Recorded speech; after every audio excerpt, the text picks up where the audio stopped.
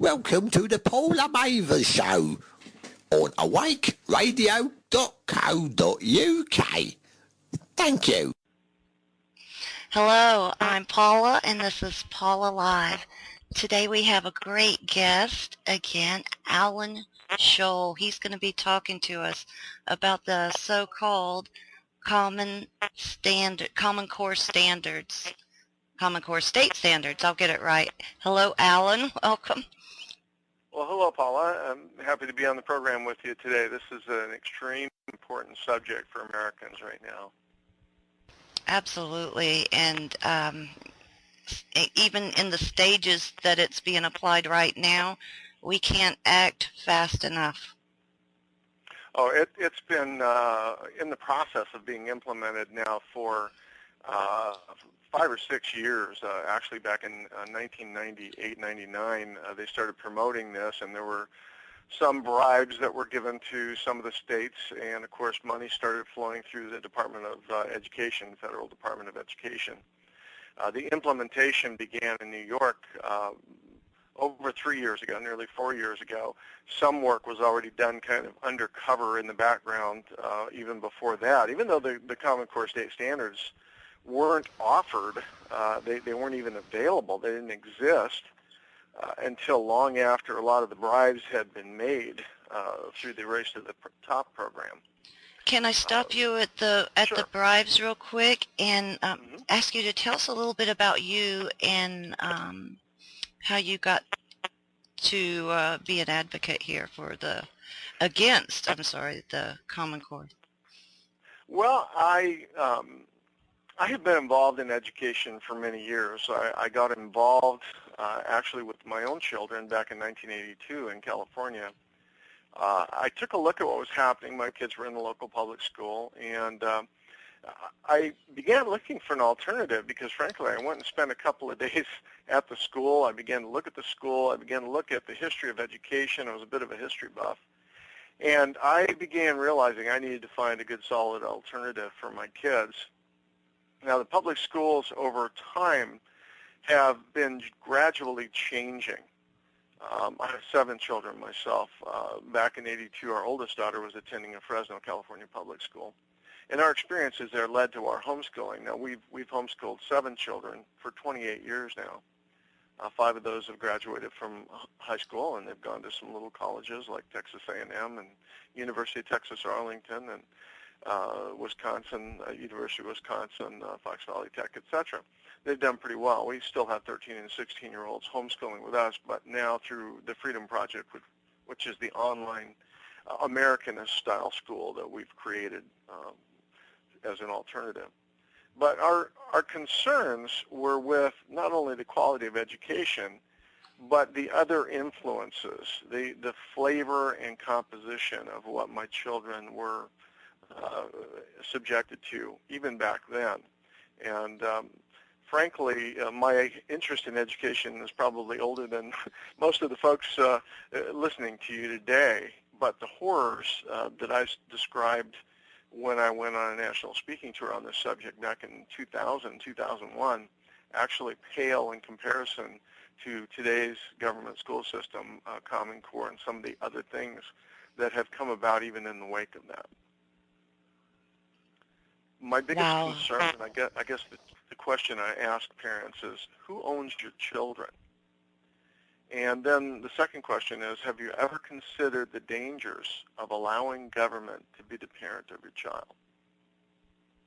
I have immense piles of evidence in electronic form primarily to show the changes in American education, particularly over the last 100 years, but even going back a little further, and particularly in the direction of American education over that 100 years and more. I don't know.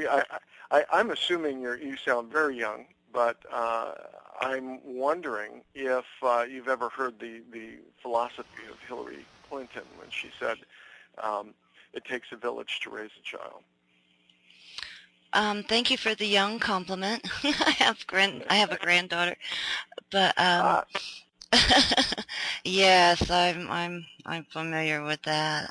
She's not one of my favorites. Oh, yeah.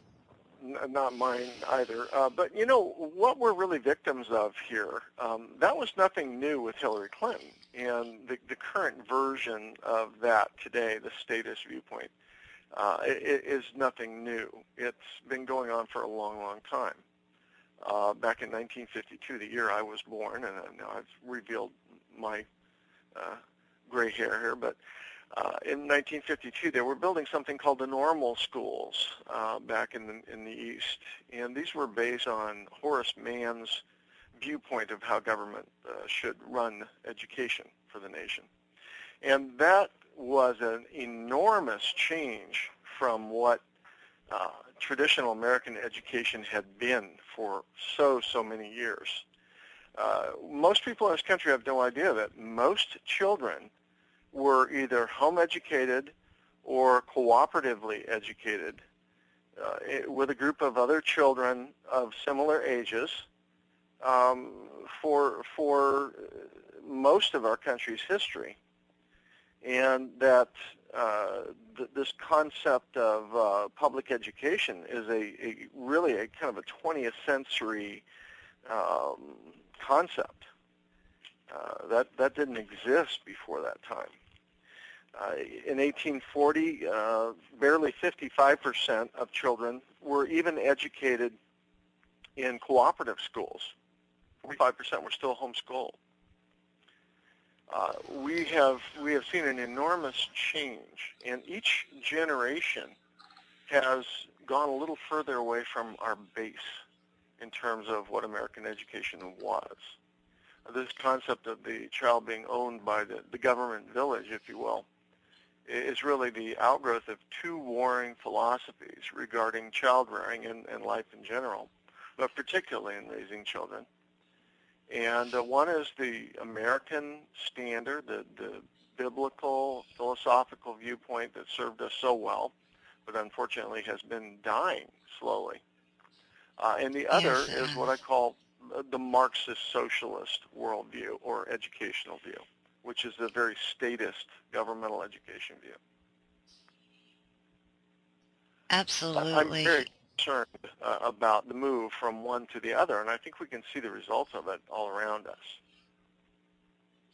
I'm just, as a mother with kids in school right now, oh my gosh, the horrors I see in education.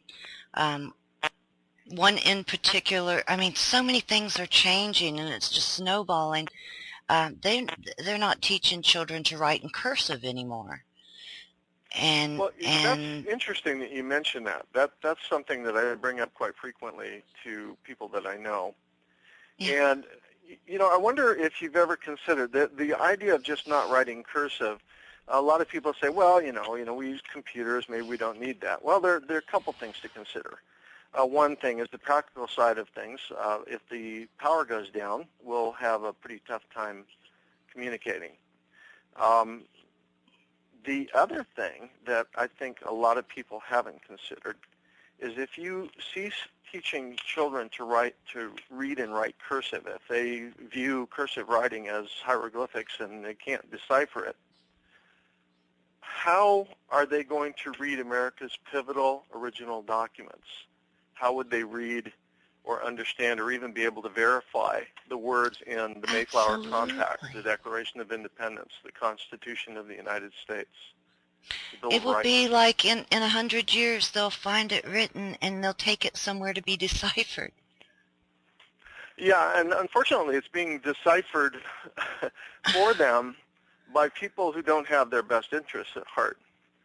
I have a number of examples here, textbooks from the Common Core and current prevailing wisdom, where they have paraphrased or summarized the Constitution.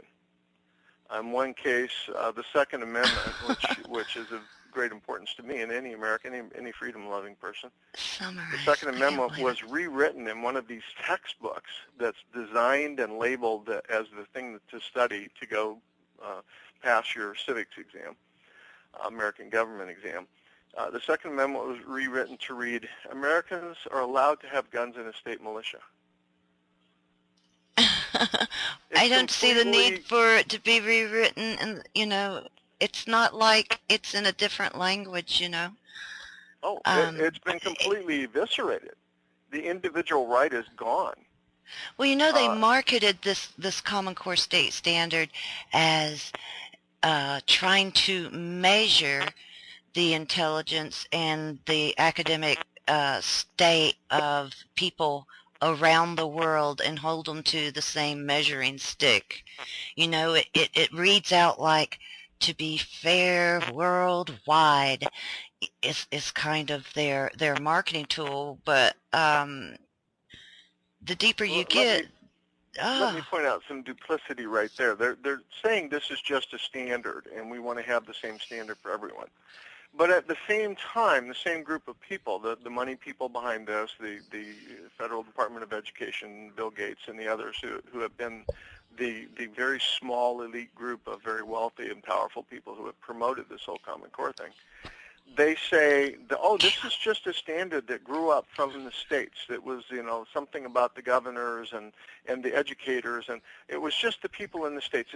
It's bottom up. It came up. It just sort of welled up naturally, grassroots, and we got this set of standards, and we all agreed on it. Now here's what we're going to do. But if you go look at the promotional materials and the labeling, you will find very quickly that Common Core, which is being sold to us right now, lines up very nicely with World Core, developed by the Secretary General, a former Secretary General of the United Nations, and promoted and touted by Bill Gates, the same guy who put $200 million into the development of Common Core, and promoted by Education International, who Bill Gates tells us is going to be the new school board of the world. The video that the Common Core people put out to promote Common Core, this little cartoonish video. At the end of the video, it shows 4 kids standing on top of these identical staircases with stripes and markings all at the same level, showing all the kids are all going to learn everything at the same point and get to the same plateau. And then they're all going to arrive at the same destination at the same time, at the same level. But the staircases, unfortunately, in their own promotional video are labeled Shanghai, India, Chicago, Los Angeles. That's right. As an American parent, I don't think I want my child's education to be equivalent to that of a child in communist China. I see how there's, they just slip these in, these almost subliminally. Well, how can you make the same argument that this is some grassroots thing and it just sprung up and it's all American, red, white, and blue, but it came down from the federal government, which is unconstitutional and illegal. It was bribed into the states by the federal government and federal funding, which is unconstitutional and illegal. It's promoted by internationalists at all levels, Sir Michael Barber of the Pearson Educational Publishing magnate worldwide, Bill Gates, who's also one of the great funders of UNESCO and UNICEF, etc., and Arnie, our buddy at the Department of Education, is belittling and making fun of parents who don't want to accept Common Core.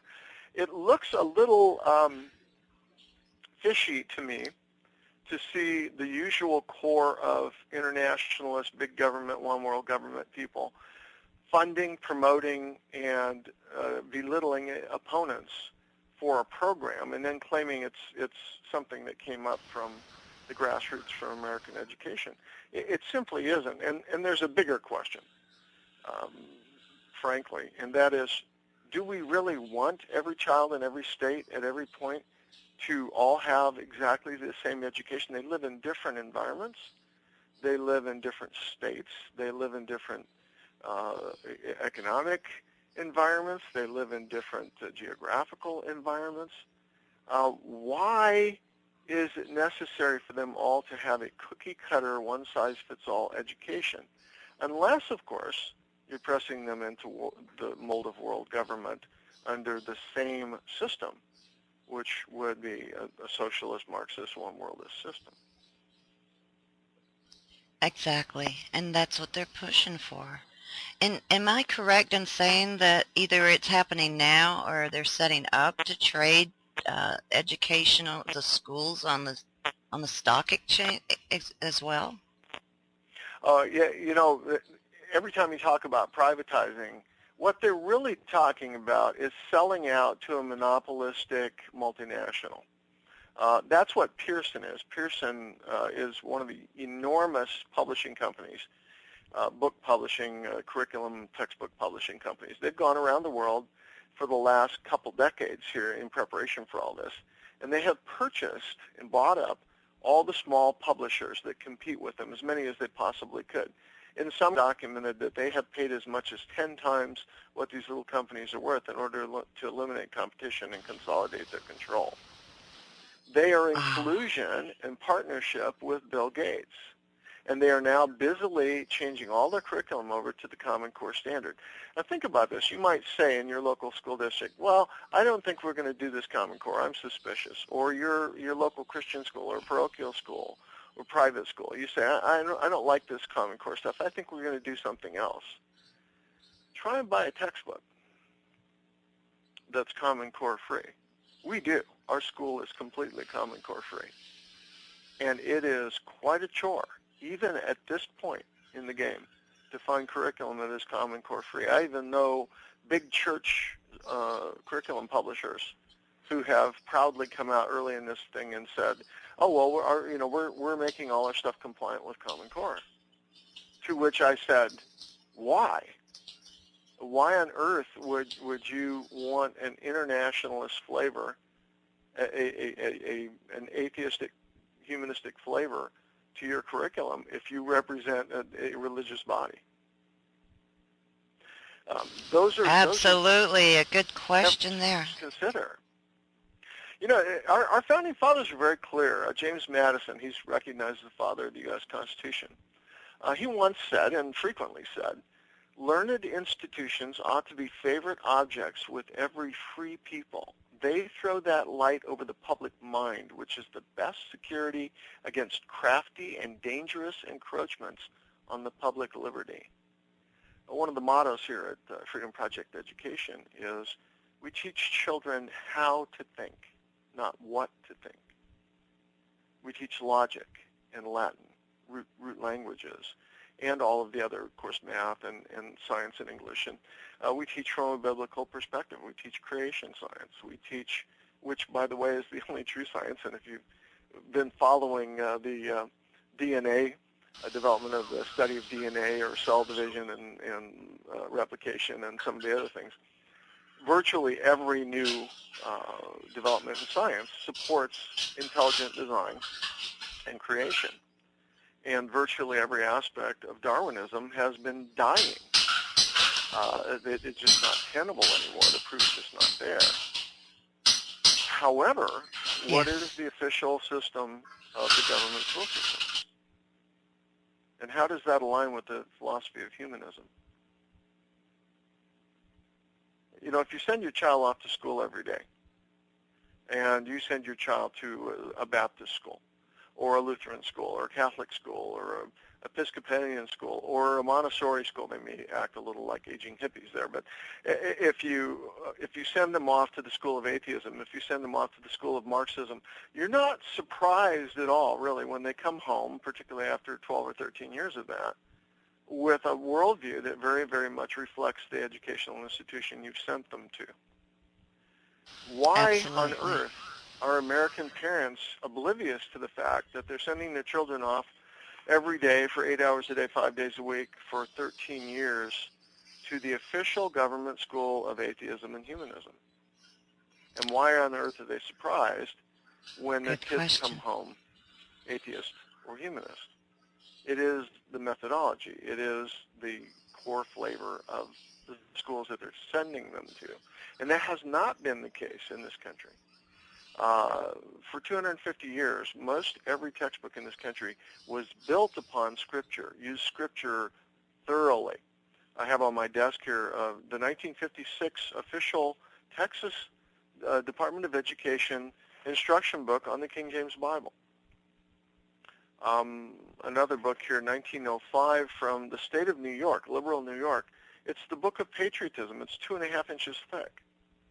And it contains the story of the divine protection of George Washington at the Battle of Monongahela and at Yorktown, and all of these wonderful stories, rich stories of our heritage and history, all of which has been eviscerated from our education system. Now, if you were going to design a system engineered to create humanistic, atheistic, socialistic, Marxist, and you were going to design another system to create free enterprise, freedom-loving, liberty-loving, Christian, moral societies and people, how would you design those schools? And stop and think a minute about the local Christian school and what they're trying to do, and the local public school and what they're trying to do.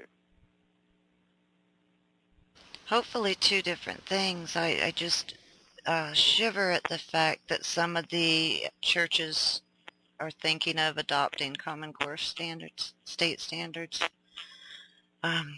Great to talk to you about this and to get it out and do everything we can to just let people know exactly what it is they're doing. And I hate to say New World Order again, but they just want to just slowly control everything into one principal area governing the whole world.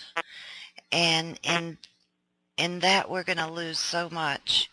And all this talk of green and all this talk of rewording the Constitution, the articles in the Constitution, and stopping the education as far as writing, a lot of places music, and oh gosh, I could just go on because the schools are such a mess now.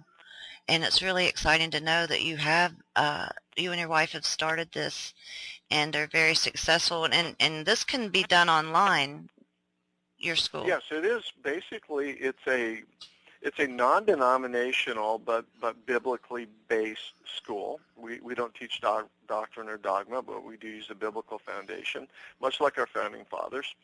Most of our people today don't realize there were 56 signers of the Declaration of Independence. They represented 28 different denominational viewpoints in that meeting. And there were 64 of them there, by the way. 8 of them went home without signing the Declaration. They chickened out. But the thing that we try to stress is that we use a biblical foundation. It's truth. There is immutable truth. And whether you're teaching logic or science or Latin or math, there are right answers. Common Core, by the way, has de-emphasized right answers, even in math. They're more concerned about your mental processes and how you feel about things than they are about getting the right answer, even in a math question.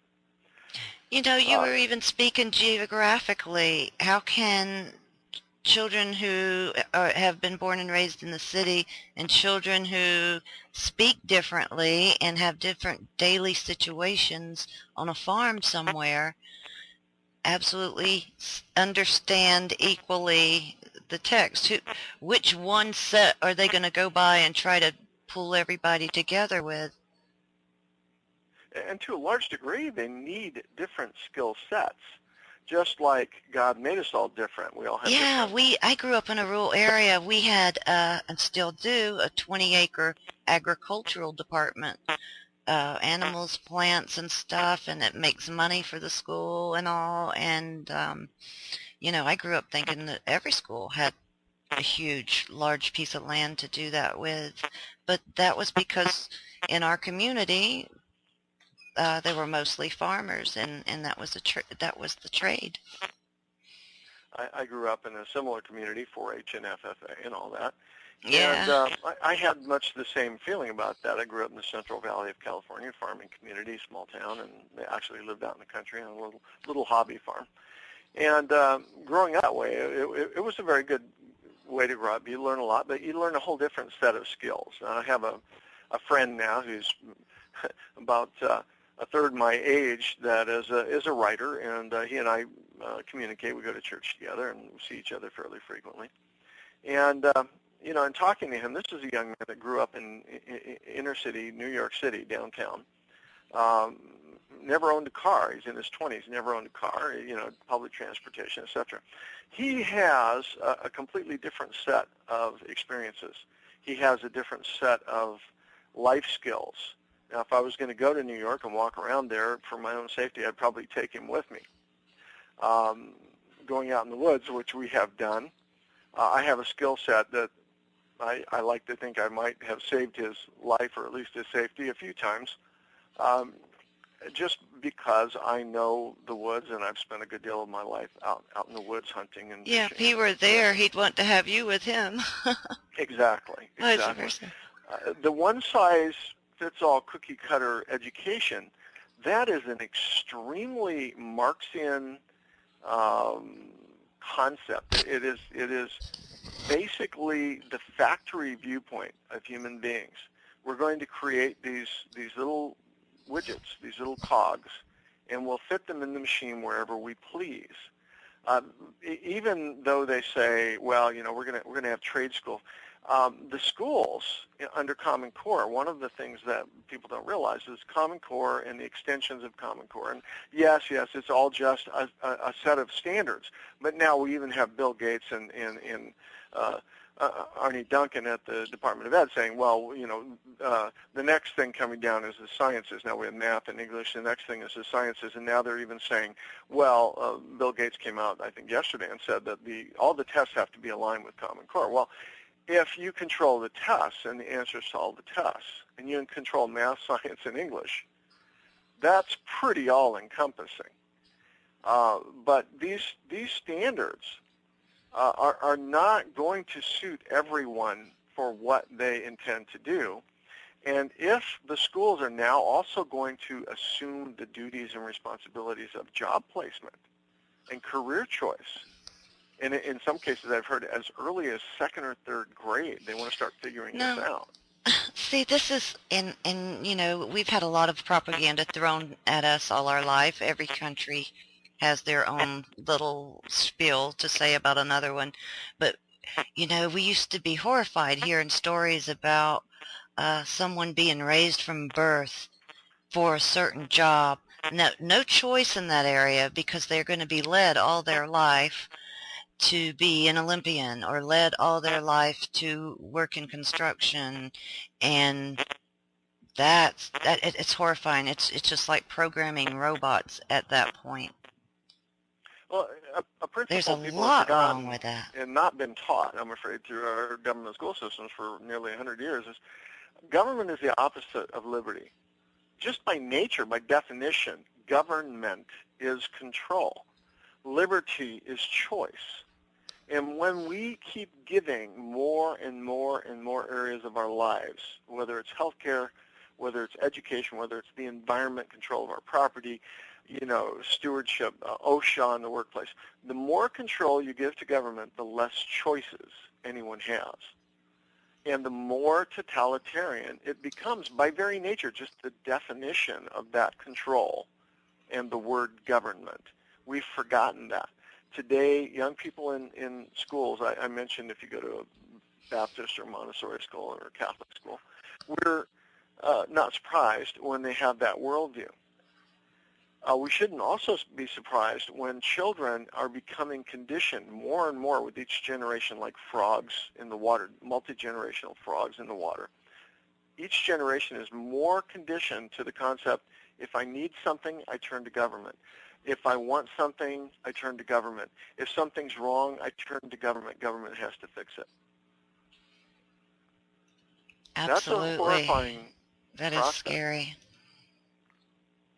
There have been a number of movies in recent years that, the blue pill, the red pill, people waking up and finding out they're just, this blob hooked up to a set of tubes, and they're not really making decisions. They're sort of living vicariously, and some entity is using them for their own purposes. I see the American public increasingly becoming those wired up blobs for cannon fodder for, employees for Bill Gates and his multinational buddies. These people are engineering people for their purposes. That's an extremely dangerous power to give anyone, business or otherwise. And the society today is reflecting that. It's an outgrowth of that conditioning. Up in Seattle and in Washington State recently, the school districts, the state school district and district boards decided they were going to rename Easter eggs spring spheres. So, nobody can mention Easter eggs now because Easter is, Have you thought about, the public school realm today, going from a nation with most of our education done in churches, in homes, Christian homes, under a biblical tutelage methodology, much of the learning coming from Scripture being based around Scripture, leaning so far left today that it's almost horizontal, but not just left. It's a philosophical. It's also a religious conversion. Think about this: public school, PS number 1, 2, 3 through 50,000 on your street corner in your neighborhood. They celebrate Earth Day. Well, if that's not a religious observance, the way that they promote it, I'm not surprised. Exactly. They may celebrate Kwanzaa.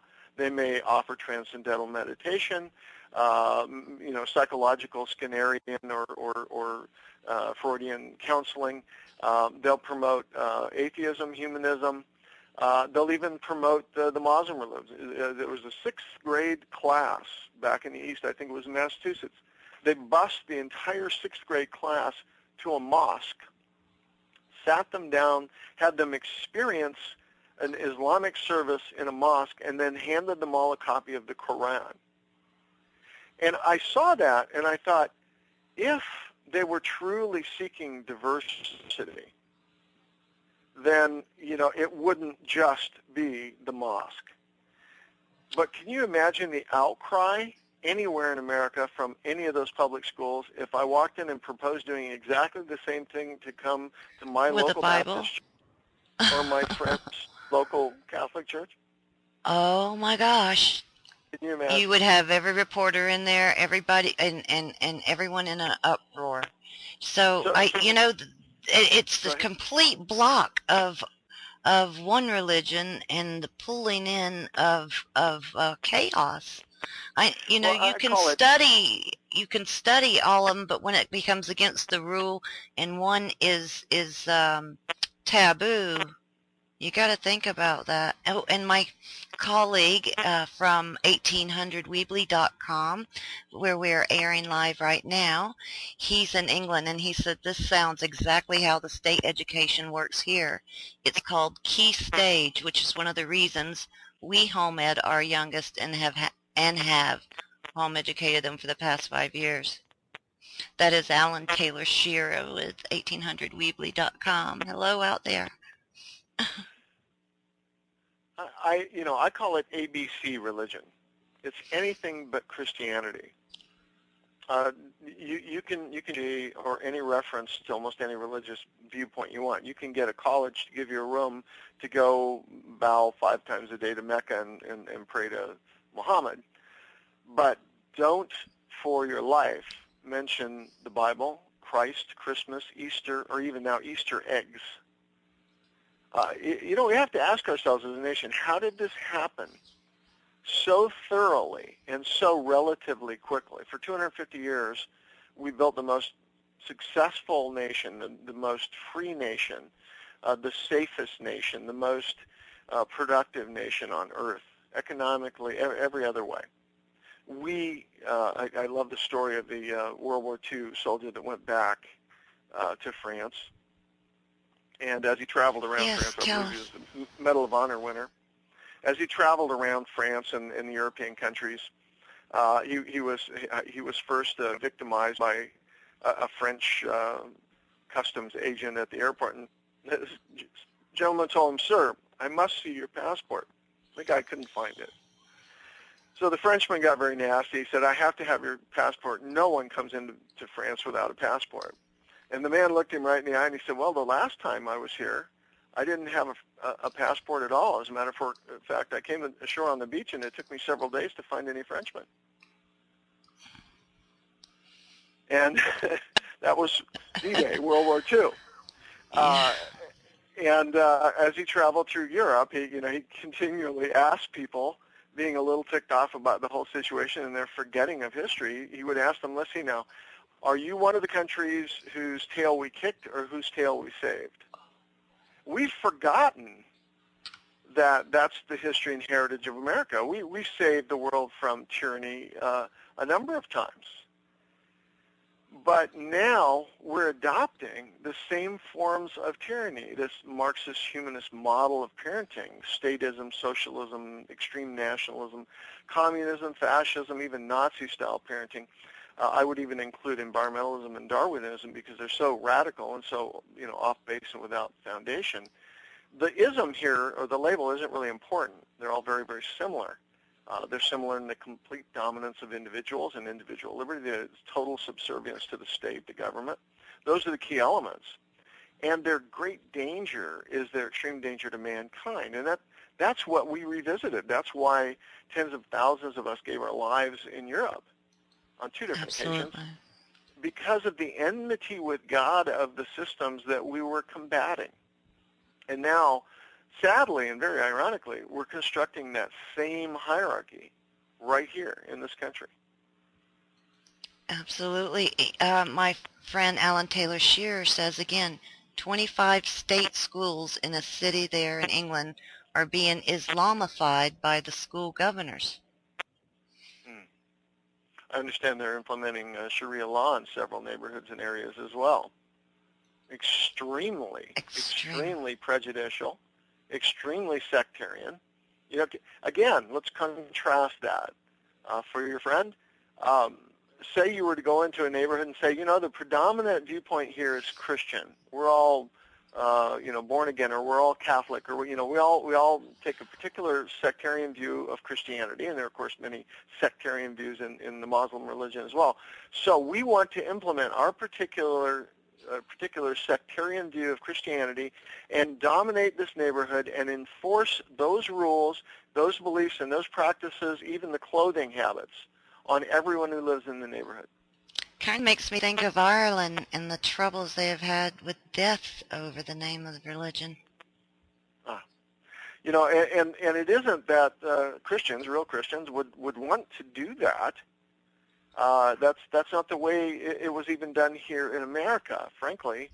There was a lot of battles between sectarianism and denominationalism, but the bottom line was they built a country in which each Christian faith had the freedom to practice their religion as long as they didn't impose it on anyone else.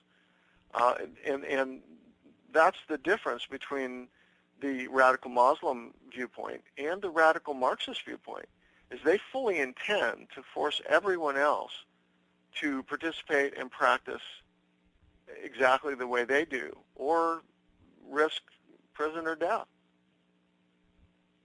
Wow.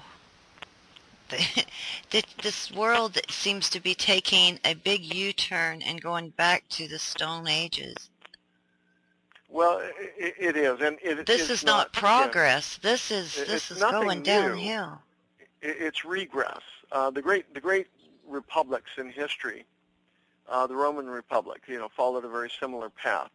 When they had the 12 tables of Roman law, they established, in effect, something very similar, at least on the economic side and the governmental side. They established something very similar to what our founders did. And our founders, utilized that information and their knowledge of the governments of history to build a system, a republic, a rule of law.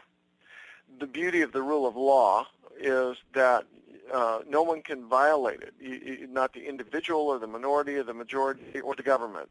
So it protects all of them from each other. It protects the minority from the majority, but also protects the majority from the minority and the individual from all the rest.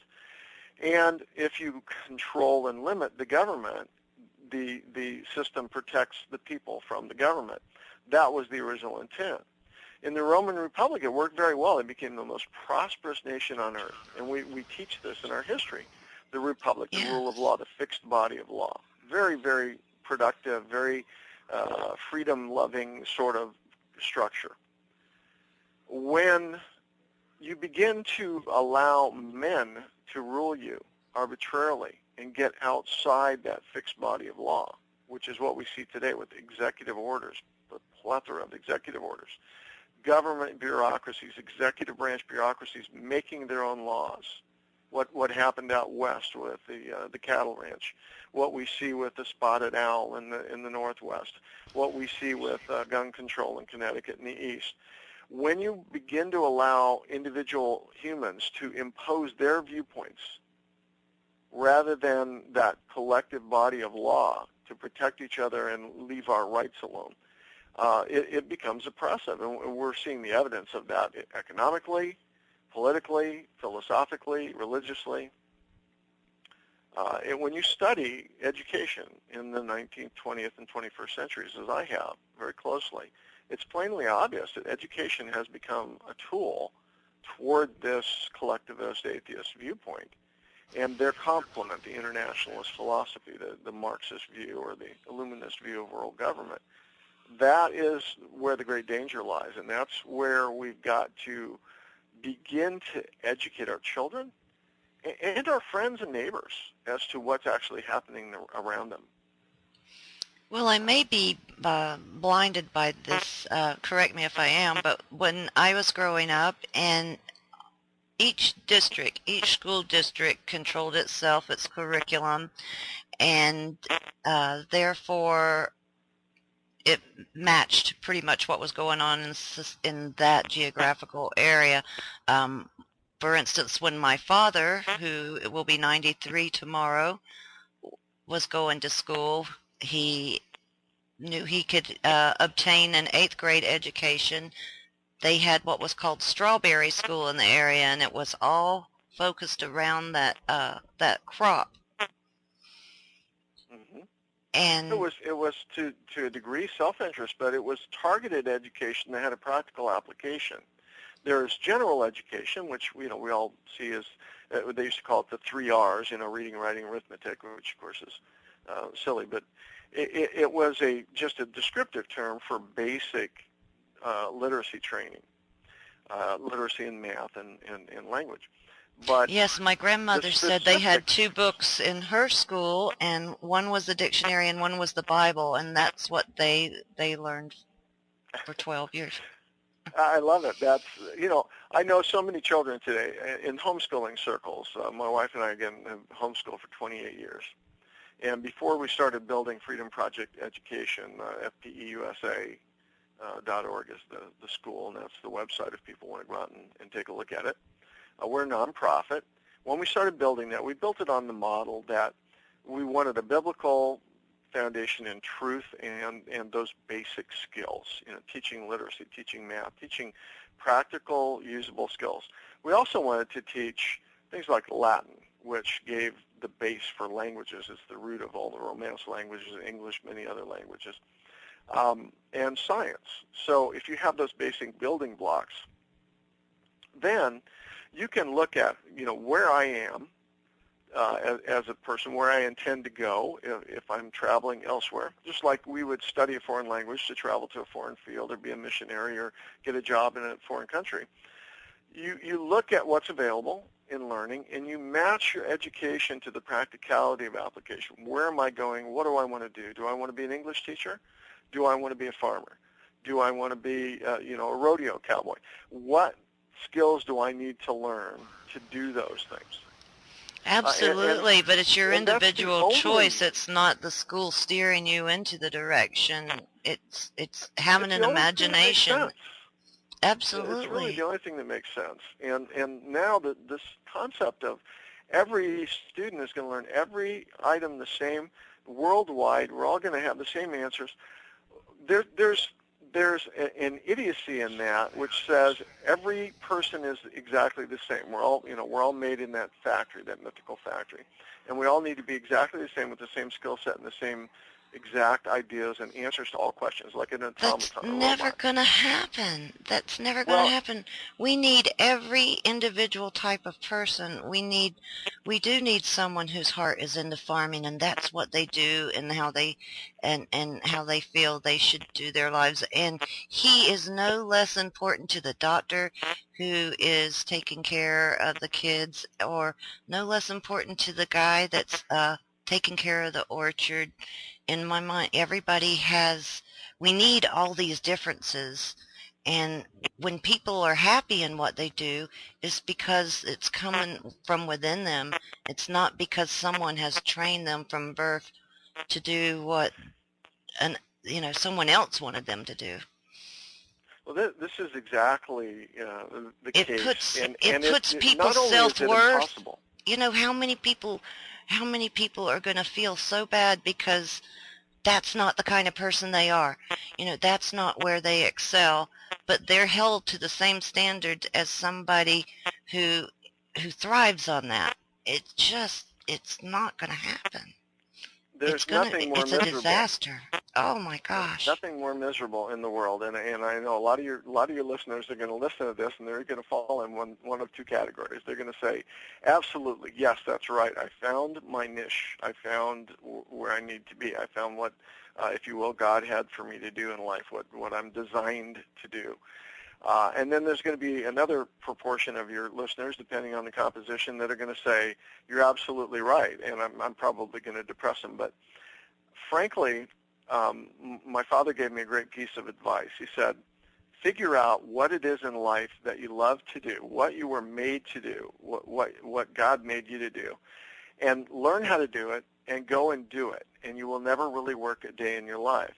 And there's no more miserable person on earth than the people in these totalitarian countries and people in this country who have found them one way or another, found themselves forced into a mold, forced to take a role they hate. They don't want to be there. They go to a job every day that they loathe. This is one of the big problems we have in this country today, I think, is we have a lot of people that have been pressed into a mold either by an artificial assumption of the idea that the only true success is great monetary wealth. Others who seek power over other people in a very unhealthy way. A lot of our politicians, unfortunately, don't have our interests at heart. They're simply power mongers. And I believe if you look at their lives and what comes out of their lives, like the lemon that's squeezed, what's inside comes out. You can see how miserable they are by the way that they invest so much time in trying to make other people miserable or lord it over other people. And people that are in jobs that they hate. What a wretched existence. You don't go to school. I totally agree. And what are some of the ways that people form their self-opinion? It's really amazing because the people who are in charge, we are in charge of watching our children grow up and their education. And, as a parent, you can see their eyes light up. And if they love science as they're doing something, you kind of, you talk to them, other people involved in the learning process, and speak with you. And you watch this kid grow into an amazing person. Say he wants to be an automobile mechanic. I'm not going to continue pushing him constantly to be a doctor or something like that. I want to gear his education and stuff and his curricular activities into the things that makes his eyes shine or her eyes shine.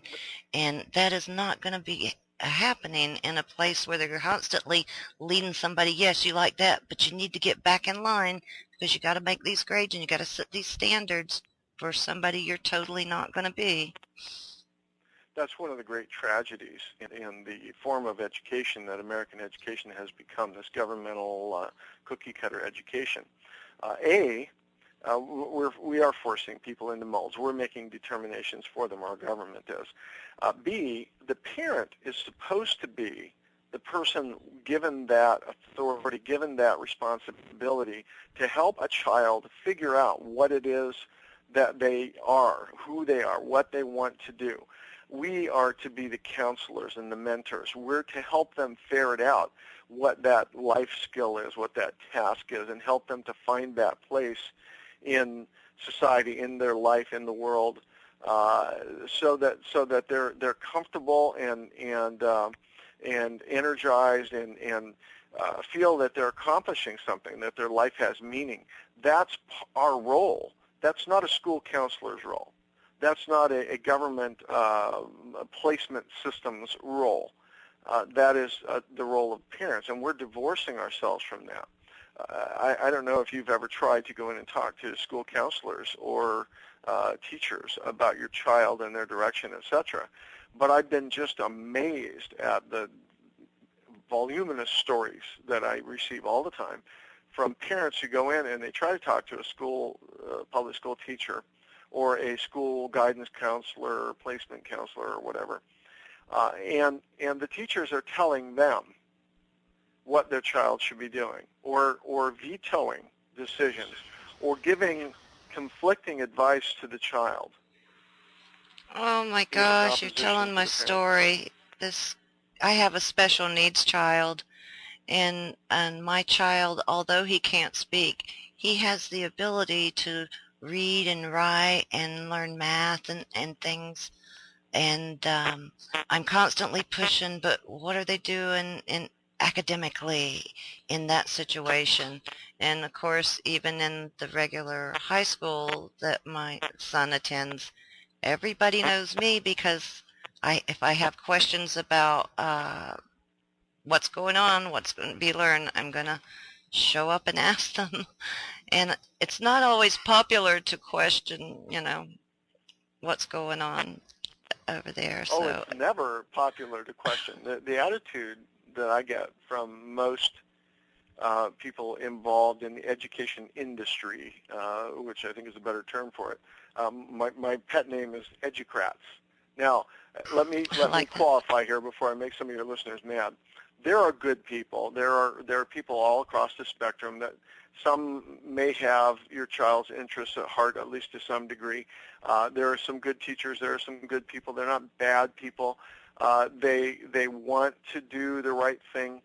Many of them, I think, are very, very mistrained and misguided. Many of them have wrong worldviews, and it's kind of like the kid that your child may know in the neighborhood. They may be a delinquent. They might have a good heart, but they might be a delinquent because of the environment they grew up in or training or friends that they run with. And that's the way I see most of the educrats in the educational system is they mean well, some of them, but many of them are working at cross purposes with what's best for the nation, what's best for the child, what's best for the family, what's best for human beings, and particularly in terms of faith. They're eviscerating faith from the family. When you go into these situations, there are some definite presets, some mindsets. God won't enter into it. Biblical principle won't enter into it. Morality won't enter into it. They have been conditioned and trained and provided with materials and training to exclude all of those things. So when you are talking to them about your child, you're really at a huge disadvantage because you can't call upon any of the truths and foundations of life. You usually, correct me if I'm wrong, but you usually end up being directed into some sort of Freudian or Skinnerian, Pavlov's dog type. Well, if you do this with your child, then you'll get this result. It's a cause and effect conditioning response thing. And it's very difficult to argue with that because they don't really have another perspective. that's true. And they are also being pushed in a direction themselves. So it's almost a delicate dance you have to do. You have to go in, you have to speak as not to insult anyone.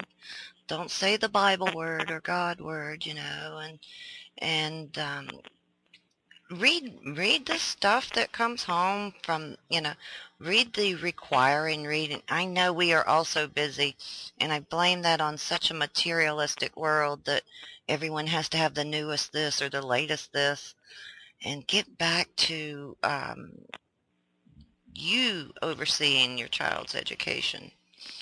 And not everyone is Absolutely. able to homeschool. A lot of people have grandma living at home, or like I have a special needs child that takes a lot of work, and it sure helps with a strong family.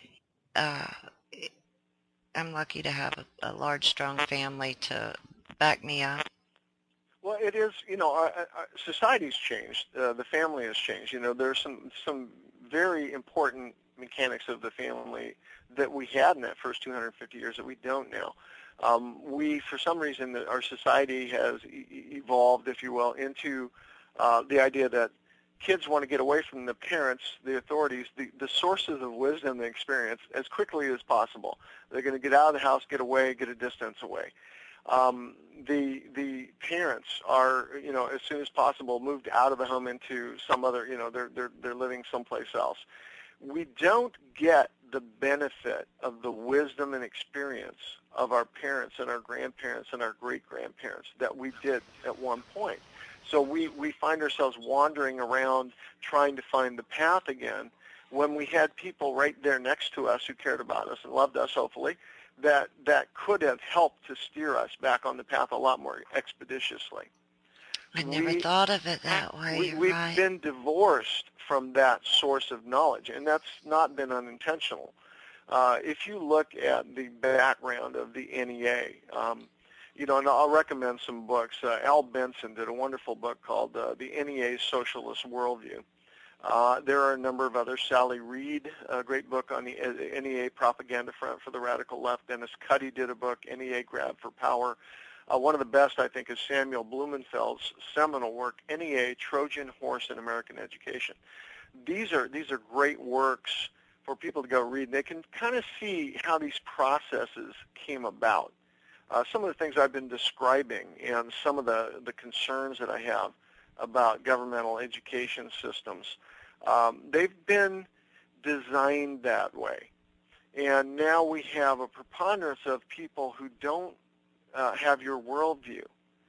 Connecticut Mutual Life came up with a study done in the 80s.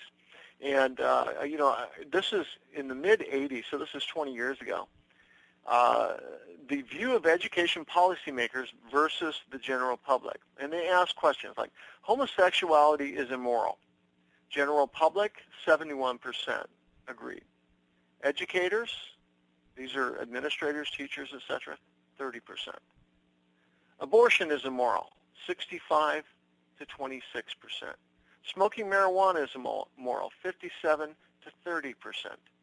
Premarital sex is immoral, 40%. So low there, even for the general public, but 27% among educators. And, Wow. the one that really struck me was they simply asked the question, this is Connecticut Mutual Life, 1984, 5, and 6. God loves me. Public, 73% agreed. Educators, 40%. It's much, much worse today. And you really don't understand how slanted the education is your children are receiving until you go out and you do a little study. There is a school district in the southern Wisconsin in this state, in a very liberal area, high minority city, with a lot of issues with education. And as a matter of fact, many of the people in that school district are fleeing through vouchers and other means to get out of that school system and into anything else. But this district has a couple of earmarks. The cheapest district in our state is, I believe, $6,800 per student per year. That particular district is nearly $22,000 per student per year, and they have one of the worst results in the state. Let me give you a little hint. So money has little to do with it. Yeah. The money it's an inverse relationship. They spend 3 times as much money and get worse results. But let me give you the results of a little poll. They did an unofficial poll there. They asked simply, the political affiliation of the teachers and the administrators and employees in the school district. There are 380 employees. There are 379 registered as Socialists, Green Party, or Democrats. Yikes. And one is a registered Republican. What bent do you suppose your child would have politically going through 13 years of school in a system where there are virtually no conservatives? None. I know. They're already set. They already have, they're raising, say, 6,000 students, 6,000 more to vote the same way.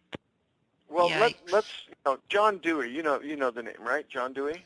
Yes. I could follow that up with the statement everybody said, father of modern public education or modern progressive education, right? There are postage stamps of him everywhere. In California, there was a bronze statue of John Dewey on the counter in the administration office from 1966 to 70, and I imagine it's probably still there. He is deified by the education establishment, the educrats I mentioned. There's a song about him at the throne of John Dewey. Were you aware of the fact that John Dewey was one of the co-authors of the Humanist Manifesto? I had no idea. I had no idea until a couple years ago there was such a thing, actually, as a Human Manifesto. He was a frequent contributor to the Humanist magazine. And he and his protege, his up-and-coming younger protege, the fellow he was grooming to take his place, John Dunphy, they wrote very frequently for the Humanist magazine. And in January, February, they do every 2 months, they do an issue. The January-February 1983 issue of the Humanist magazine, John Dewey and John Dunphy compiled an article. Now, they were instrumental in converting the old National Teachers Union into the NEA, the modern National Education Association, the powerful leftist teachers union. They wrote an article. The title of the article was A Religion for a New Age. And with your permission, I'd like to read you a brief paragraph from that. Absolutely, please. This is John Dunphy and John Dewey writing in the Humanist magazine, 1983. Now, this is 31 years ago. And this is the hero of public schools. Quote, I am convinced that the battle for humankind's future must be waged and won in the public school classroom by teachers that correctly perceive their role as proselytizers of a new faith, a religion of humanity that recognizes and respects the spark of what theologians call divinity in every human being. The classroom must and will become an arena of conflict between the old and new, the rotting corpse of Christianity, together with all its adjacent evils and misery, and the new faith of humanism, resplendent with the promise of a world in which the never-realized Christian ideal of love thy neighbor will finally be achieved. End quote. Wow.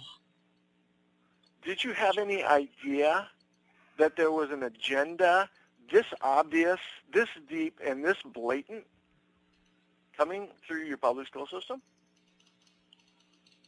Wow. I'm not making this. I had no idea. Well, that's fine. It worked out well. A little divine intervention there. I think we just finished the quote, and it couldn't have been timed better. I was speaking about villains and Charles Potter, and I think it's extremely important that we understand again, and that I reiterate that I do not demonize every teacher, every administrator, every human being, nor for sure do I demonize parents who put their kids in the public schools. No, and we didn't take it that way. I believe we need to find alternatives, however, because the evidence is very, very strong. And, my parents put me in the public school. I refer to myself as a recovering public school student. It's been a long process. That process is continuing. And the concerns that I have, though, are the damage done both to the child in their education and their worldview and their future and the future of the nation and all the related things, but Oh, yes. also the immediate damage from the government intervention into the family. You know, in this world, this brave new world, if you will, dedicated to this concept of the state as a parent, initially we have been sort of led to believe that we're perfect, but it's not, and it's becoming less and less equal. There are some egregious examples up in Washington State, here in the U.S., a little town called Oak Harbor. And this is not recent history. This is 1997. This is a number of years ago. A blended family there, a divorced, remarried family, were struggling with the mother's 13-year-old son. And the crux of the matter was that the family were devoutly Christian family. They wanted to attend church. This boy told his teacher he didn't want to attend church with his family. He wasn't happy about that.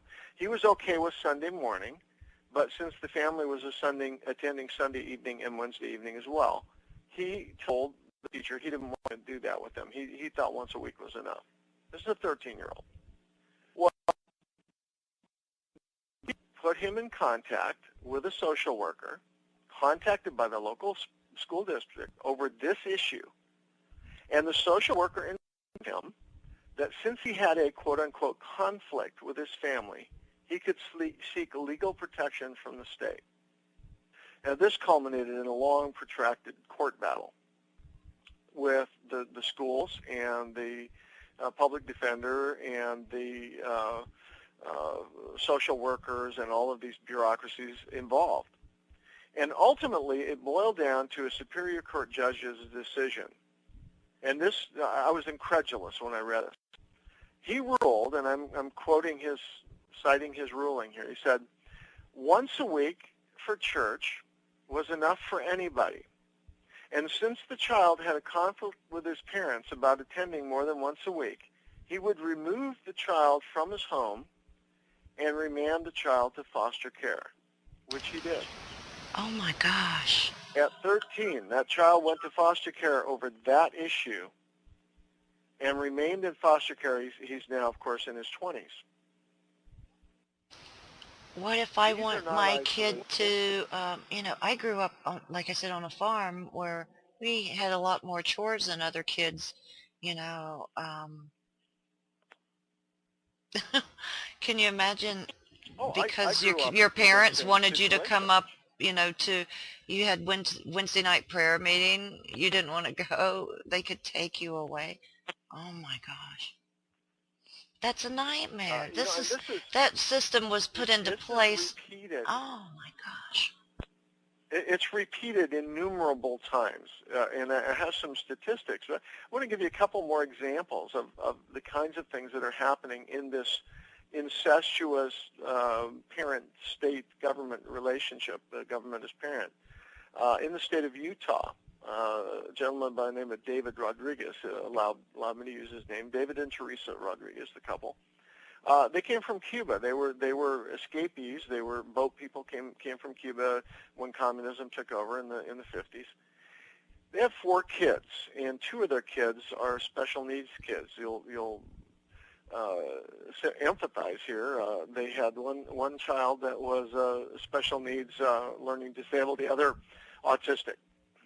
Well, the state of Utah government officials found out about the special needs children through the public school system, and they demanded a psychiatric evaluation of the special needs children. Now, David and Teresa had been doing fine. There were no problems.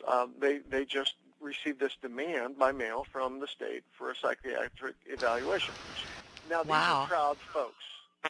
They're independent folks. They don't want state aid. They don't want any state help. They don't want government involvement. Obviously, they've been through something similar in Cuba, and they didn't like it. So they decided they would help and they would comply. So they went and they hired their own psychiatrist. They already had a psychiatrist. They hired their own psychiatrist, and they did the evaluation according to the same criteria. And this psychiatrist, by the way, has done other evaluations for the school based on the same program, the same types of evaluations. The state refused to acknowledge the evaluation because they did not choose the psychiatrist. And they began to prosecute David and Teresa.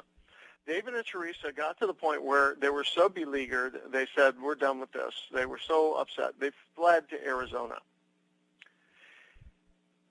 But on March 7th, 1998, a joint task force with SWAT team of Arizona and Utah officials raided the Bullhead City, Arizona home of David and Teresa Rodriguez and took all 4 of their kids out of the home and placed them in foster care. Now, they haven't seen any of the 4 kids for 12 years. Their teenage girl, they had phone contact with twice.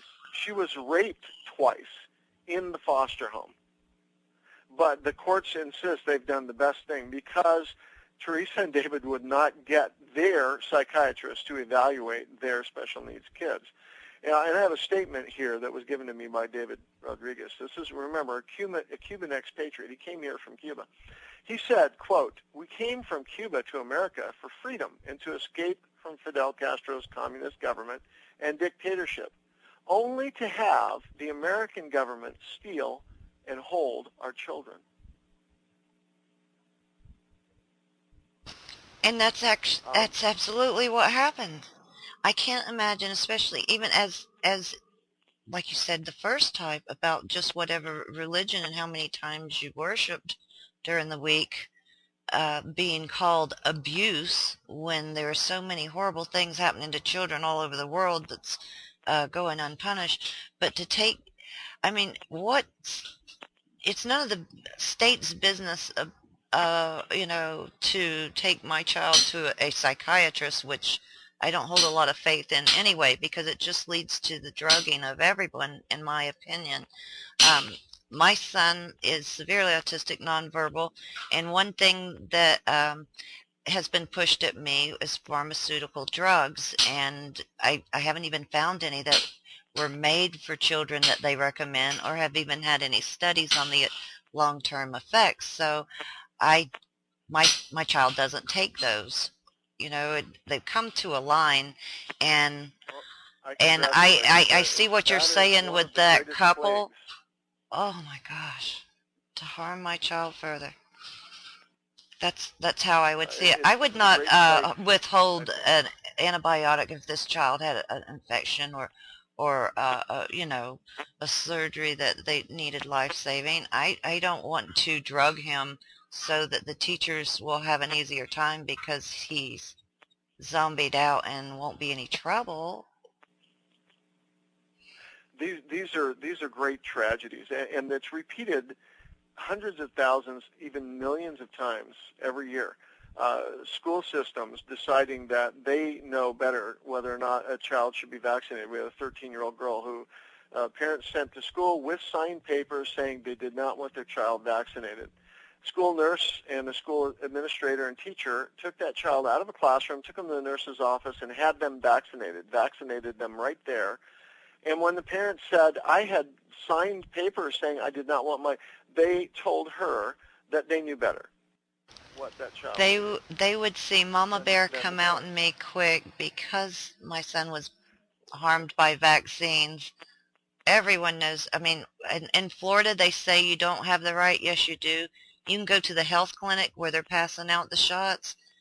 They are not legally, in this state, allowed to argue with you, question it. You get the forms, you sign the forms, and you take your child to school. They can give you every dirty look in the book, but they can't try to persuade you to put the stuff in your child. So everybody here, at least... So many government officials will borrow upon the power that they have. Some of these statements are very, very revealing. I have one more story here that, a lot of times you listen to these stories and you think, well, maybe there was some extenuating circumstance. Maybe this kid really did need psychological evaluation. Maybe this other kid was being abused by his church or whatever. in Washington State again, there was a lady with a middle school age daughter. I spoke to this woman at length on the phone. I wish, I wept because I could not help this woman. I didn't have the power to help this woman, but this mom and her dad, or her husband, the young lady's father, discovered the young lady during school hours when they were supposed to be at school and immediately after school. She and her boyfriend were smoking marijuana together and sleeping together. They were having sex. This daughter was grounded, and she was given certain rules, and they went through her drawers in her room, and they did all the normal things that you would do as a parent. You uncover some kind of dangerous situation. When the daughter returned to school, she was assigned a social worker at her request, who was provided through a phone call by school officials once again, who told the girl about her rights under Washington law and this business about a child can request intervention through the schools. And another court battle erupted. This one went all the way to the Washington State Supreme Court. Now, I read the ruling, and the parents in this case were exonerated in their actions. But here's part of the ruling. The Washington State Supreme Court found that the parents, quote, had adopted reasonable rules of behavior and had enforced them in a reasonable manner. Nonetheless, the ruling continues, because of the conflict between parent and child, the state has the power to remove this child from the home and place her in foster care, end quote. And that's exactly what they did. This young lady also, Wow. raped in foster care. And I spoke to Douglas Besharov. He's the director of the National Center on Child Abuse, and he's the source of these numbers.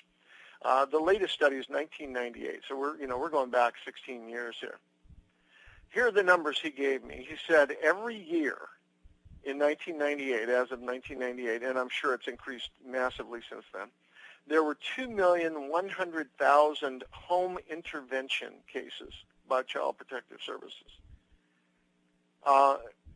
There are 24% more now, according to him. I don't have an exact number, but that would put it at about 2.5 million.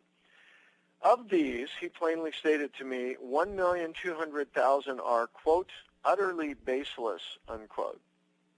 Another 640,000, quote, pose no serious danger to the child, unquote. And in 160,000 of those cases, it poses some threat, but not a serious threat. So we're talking about, boiling it all down, around 8,000 of that 2.5 million actually involve some form of abuse, which can include corporal punishment, something called mental abuse, which can be, yelling at your child, or virtually anything. And all of this is only in the opinion of a social worker whose budget and livelihood are dependent on the industry, the child abuse industry they work for. What that means, and this frightens me, is that there are 1,940,000 approximately homes invaded and innocent families abused, like these people we've listed today, suffering unwarranted government intrusion, and there's only one abuse case in 20 out of these families, so 2 million attacks in the name of 8,000 kids. There is an abuse problem in America, but it might not be what you thought it was. Absolutely. It may well be an abuse of families by governments. And I am the last, I believe in the biblical injunction. Somebody that abuses a child, they should get that millstone put around their neck and be tossed into the ocean. I agree with that wholeheartedly. I'm not talking about genuine abuse. I'm talking about government overreach into families. That's true, and that's the same, like, when a school is suggesting medication to me, I want to see their medical license. I want to see where it is stated that they're allowed to practice medicine, and where somebody has the audacity to link the number of cases to someone's job security of child abuse, the number of cases of child abuse. Wow, if there's there's not anything going on in this state, we'll just have to pack it up and I'll lose my job. So I don't like the way Sally's mom makes her do her homework on the weekends instead of going out. So that'll be abuse. What an injustice is going on. The Well, numbers that you quoted are just mind-boggling. It's a horror story, and what these families will go through over something like this. They will be branded, and it's going to have a long-term psychological effect for the children, like you said, that are getting raped or just uprooted out of the only home they've known and put into a foreign situation. Can be traumatizing in itself. This is well, this government all overreach, just, oh, I've heard it described very accurately, I think, as government solutions are generally, they take the form of swatting a mosquito with a sledgehammer. They may accurate kill the description. mosquito, but the collateral damage isn't worth it. And, Absolutely. I've heard the thing about, well, if one child is abused, I agree, but that's a family, community, church. People need to watch out for each other. We need to be on the lookout for people like that. But, I think people always have. I don't think we need this sledgehammer hammering on American families in the name of the problem that they're supposedly trying to solve. It's more reminiscent of, I have an excerpt here from the Russian Communist Party platform of 1919. That was their big educational confab when all the Soviets got together after the war had died down a bit in 1919. And they sat down to design the rudiments of the Soviet school system to be matched with the Soviet government system. And what they did, and I'll quote this, is institute the implementation of free and compulsory general and polytechnic education for all children of both genders at every level. Soviet educational theorist Vladimir Turchenko said, Lenin could not conceive of an ideal future society without a combination of education, government, and productive labor, whereby the upbringing of the younger generation becomes the affair of all members of society. End quote. Now there's the village. There's Hillary's village. All members Absolutely. of society, i.e. government. Now, our own government today, the Department of Education, I don't know if you realize it or not, I don't know if your listeners realize that we are paying for the U.S. Department of Education to put out documents like the one I'm looking at here. It's called Succeeding Globally Through International Education and Engagement, the U.S. Department of Education International Strategy for 2012-2016.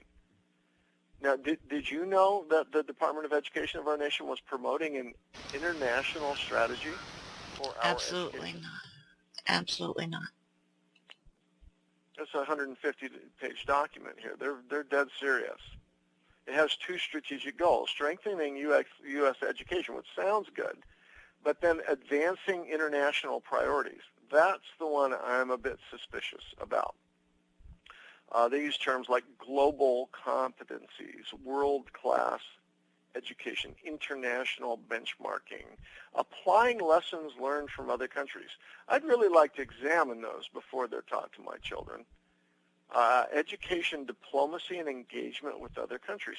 Now, these are things that are part of this whole system. You talked about the environmental issue. Excellent movie I just screened. It's just been released called Blue. Done by a young man that just he's a filmmaker, and he saw what was happening with the green movement and what was being done to our economy and our environment and private property rights and many other things. So he did an excellent one-hour documentary called Blue, and I believe that's out on the web. You can look around and find that. But the thing that struck me after screening that was we have exactly the same operative mentality. You don't know what to do with your property. You don't know what to do with your wealth. You don't know what to do with your children. So we're going to tell you, we're going to educate your children in recycling and green mentalities and green fuels, and we're going to regulate and legislate you into little tiny cars that don't go very fast and aren't very safe. We're going to stop you from logging. We're going to ban certain activities in the woods. We're going to block certain areas of the world and the country from your access because we know better what's good for you and what's good for the world. This is that same mentality applied in the environmental realm as Yes, what it is. we're discussing here that is Absolutely. applied to the educational realm. I think it's beneficial to remind ourselves from time to time of the obvious and necessary struggle in the reality of the struggle between the kind of constitutional republic, the constitutionalism, free enterprise that you and I adhere to, that our country was built on, that our founders constructed, and the concepts of Marxism, Leninism, collectivism. If we don't pay attention to that, if we don't look at, sometimes you can read the words of your enemy. Sun Tzu said, know your enemy. Vladimir Ilyich Lenin is probably the most brutal and successful of all the Marxist totalitarians that lived or ruled actually from 1917 to 1924. He has said some interesting things. There's a series of quotes here, if you'll permit. I'd like to read a few of them. And just you and your listeners, if you hear this, please respond. Do you see this in the teaching of our children, in the conduct of our government, in the drift of our society? Here's quote number one. The way to crush the bourgeois, the middle class, is to grind them between the millstones of taxation and inflation. Wow. There are That's no brutal. morals in politics. There is only expedience. A scoundrel may be of use to us just because he is a scoundrel. Wow. Here's another one. It is true that liberty is precious, so precious that it must be carefully rationed. Yikes. That's frightening. Here's another one. This is all Vladimir Ilyich Lenin. Think about this, folks. What do we see? What are we hearing from the pulpits of America? What are we hearing from the governmental bodies and leaders of America? Here's another one. A lie told often enough becomes the truth. Global warming? Sad. Sadder. This one I love. This one is so reminiscent. I had never heard this one myself, I confess. I've been a student of history, and I've read a lot of quotes from Lenin and Stalin and Hitler and, the bad guys in history, because I think you can learn a lot from, they communicate, they telegraph what they're planning to do and what their activities will be. Here's one I had never heard before. See if this does not sound a gong in your head. The oppressed are allowed once every few years to decide which particular representatives of the oppressing class are to represent and repress them in Parliament. So true. Oh my gosh. Isn't it awful? It's the truth. These things, when I read them, I mourn for my country. Here's another one. The best way to destroy the capitalist system is to debauch the currency. How about another round of government largesse? How about another round of stimulus? Oh my gosh. And this one really is key to what we're talking about in terms of education here today.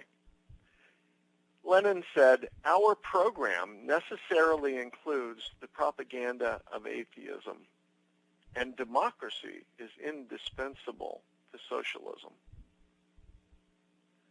Now, today, most kids coming out of public schools and colleges would be adamant that we live in a democracy. Are you aware that the word democracy does not appear in the Constitution of the United States, the Declaration of Independence, the Articles of Confederation, the Mayflower Compact, or any of the 50 state constitutions? Not once. And our founding fathers, I can find you quotes from 150, who were adamant against democracy. They were very down on the democratic societies of Europe that were Marxist in their viewpoints. They were very opposed to the Illuminist viewpoints, which were egalitarian but very much populist or democratic. They referred to them, as a matter of fact, as the democratic societies.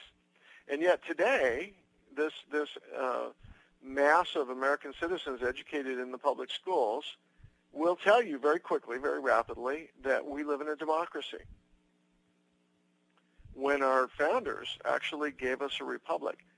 You know, there's an interesting little side note or an anecdote on that. Benjamin Franklin, famous Benjamin Franklin, signature of the Declaration and signature of the Constitution, when the Constitution was finished and it was written and they were making copies, and he walked out onto the steps of the hall there after signing the Constitution, Independence Hall, and he was confronted by a woman, and there were some other people present. This was written down in the memoirs of several people.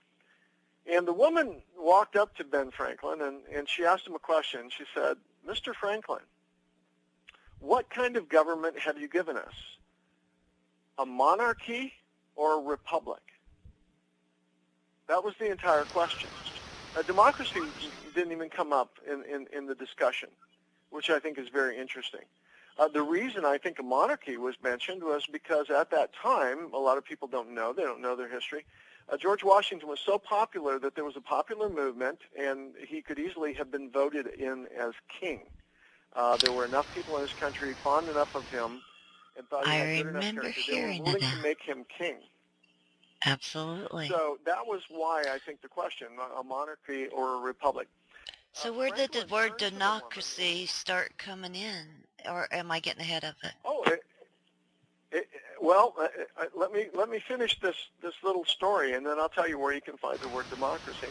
Absolutely. Benjamin Franklin turned to the woman and said something very interesting. He said, "A republic, madam, if you can keep it." That's his exact quote. "A republic, madam, if you can keep it." The rule of law, God's way, the fixed body of law, what you find in Scripture, what you find in biblical living. Well, I can tell you where you can find the word democracy. You won't find it in any of the state constitutions or any of those pivotal American documents. You won't find it in the writings of the Founding Fathers except in a negative connotation. But I can tell you where you find it. In my copy of Karl Marx's Communist Manifesto on page 48, you will find Karl Marx penning the words, "In order to win the battle of communism, we must first win the battle of democracy."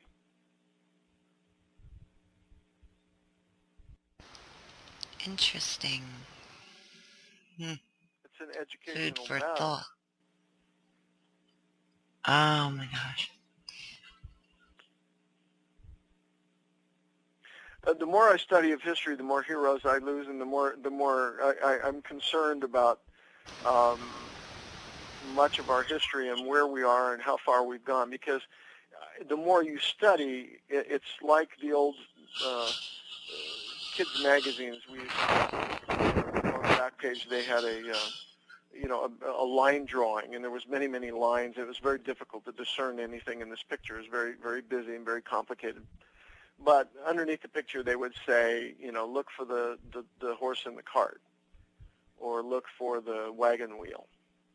You remember those? Absolutely. And we would stare. We would stare at those for hours and hours sometimes, and you try to find the, You're trying to find. Sometimes it was a whole list of things. You're trying to find the banana. You're trying to find the monkey. You're trying to find something. The hammer, yeah. But my study of history has paralleled that to a large degree, because over my lifetime I've had people say, well, this is a republic, not a democracy. Let's keep it that way. Well, that's a truism, and I've heard that before. I heard it in my youth. But you're looking for the hidden picture. I went to school a long time ago. But, it was hidden in the picture until I began to study history, and I studied our heritage, and I studied our founding fathers, and I studied our founding documents.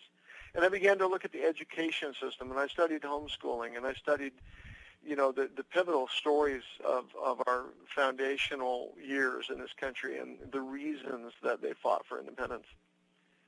the reason that they found the catalyst for rebellion came when Governor Gage, General Gage, marched on Lexington and Concord for their cannon, powder, and shot. That was the spark that fired the War of Independence. And as I've learned these things, it's been like that picture in the back of the kids' magazine. Suddenly, when I have enough pieces of the puzzle, or I know enough what the picture looks like, I can see what's always been there. And I imagine today some of the things that I've been able to study, had the pleasure and the blessing of being able to study through my life, and I am sharing with you here. Many of your listeners, and perhaps a couple times today yourself, I know you're very knowledgeable, but perhaps you've seen a few of those things sort of suddenly appear out of the picture. And that's what I encourage people to do. That's what our school is all about. We must go back and study the past. If we do not study the past, as wise men have said quite often through history, we're condemned to repeat it in the future. And that's That is so exactly what we're true. doing in this country. Absolutely. Before we get too close to the end, please let people know where they can find you. They can email you and keep up with your site, keep up with your work and your talks. Okay. Well, I'll give you a couple points of contact. We do have the easy way, of course, is we have an 800 number. It's 800-807-7292. That's 800-807-7292. We are in Appleton, Wisconsin. That's where we're located. That's our headquarters, but we have a worldwide school. It's nationwide. We have students in every state and many foreign countries. And it is called Freedom Project Education, and that's one word. There's no space there. Freedom Project, and then the word education. The website is FPE, of course, for Freedom Project Education, FPEUSA.org. And we also have a free to the public site where there's a lot of great materials you can go out and view free of charge. We are a nonprofit, and the object here is to try to educate the general population on these issues, and that site is simply freedomproject.com. That is our site there. And if you'd like to comment on something I've said here or communicate with me about the things that we do, the videos that we produce video learning series and things like that, you can contact me at, it's my name, Alan Scholl, ALANSCHOLL, at the same URL, FPEUSA.org. And we welcome your inquiries. We're not here to make a profit. Our annual tuition for a full-time student starts at $1,600 per year, and there are several discounts for multiple students in a family, etc. So it's very affordable. It's also one of the best, highest quality educations available in America today. And because of the economies of doing it on the web, we do it live. You see the teachers, hear the teachers. They're living, breathing teachers in real time with real skills, with the right worldview, with a Judeo-Christian worldview, and a solid curriculum. We teach American heritage and history and government like we love our country, not like we hate it. We teach creation science, true science, real science. And we teach about the other competing viewpoints like Darwinism, failed theories like that. But we're interested in truth, and that's what we teach, and that's why we've constructed the school. Just to toot our horn just a little bit, if I may, we started with 22 students in September 2011. Last September we had 231. Two Septembers ago in 2012. Last September we had 380. We are nearing 400 students enrolled for the September term already, and we just opened our enrollment in March. So we're growing very, very rapidly. People are recognizing the value of what we have. Thank you so much for doing this. I have a feeling your numbers are only going to just multiply as the word gets out, and this is and your school is so desperately needed. And I just love everything about it. I can't speak highly enough myself for it. I'm going to be hitting all these sites too, and throwing myself into it because I think it's a wonderful thing you're doing. And we so appreciate you coming out and sharing with us. And I hope you'll keep us informed and come back. And there's new things to announce, new things happening with the school or with your work or talks. Let us know, and we can put I'd out love to. I advertising. will be actually. Uh, I'll actually be speaking in Washington, D.C. There's a very large homeschool conference, the National Homeschool Conference in Washington, D.C. at the Gaylord there, Gaylord National. And Oh, I'll we be have speaking 4 times there on various. wow, stay in touch with me for that because we have a journalist there in the Washington, the DC area that attends and sometimes is able to live stream, and I'd love to be able to hook up, and even if we didn't have a slot available to stream live, we could always record and share that interview as well. So keep me abreast of what's going on. This is very exciting. I'm so happy that I got a chance to meet you and talk with you today. Well, I will be there in May, and we'll keep in contact. It's May 15th to 17th at the Gaylord National, and I really enjoy speaking at the homeschool conferences. I'm actually speaking at all the large regional and the national conference this year, the Teach Them Diligently conferences, and a number of others. So it's an opportunity to share with people who've already realized that they need alternative education systems, and we offer services to them as well, individual classes. And I'm really happy to have been on the program. I hope your listeners have benefited from it, and I love to share this information. One of the reasons I gathered the information is to share it with others, and hopefully others will take it to heart and share it with yet others, and that exponential process will be very effective. And if I may point out really quick, I know, and especially in this line of work, you hear of a lot of parents. They're going through so many nightmares with the school system, and there are also temporarily special needs students that can't attend school. Your school covers uh, so many parts of that across the spectrum. If um, you do not have to suffer this way, fighting with the system, you do have a choice. And I hope you check out Alan Scholl's sites, the school, and all over the country, all over the world, and check it out because you do have a choice about how your child is educated. Absolutely. That is an American right to choose the education of your children. Well, we're going to have to go and sum it up now. Thank you so much. Keep in touch with me because I have a feeling we're going to be watching and seeing a lot from you, and uh, just let us know what we can do to help. Thank you very much. I've appreciated very much being on the air. And again, please check us out on the website. It may not be for every student or every family, but I think there's a lot of families out there that could benefit by a visit to fpeusa.org. And again, thank you very much, Paula, for having me on the program today. Wonderful. Thank you for sharing.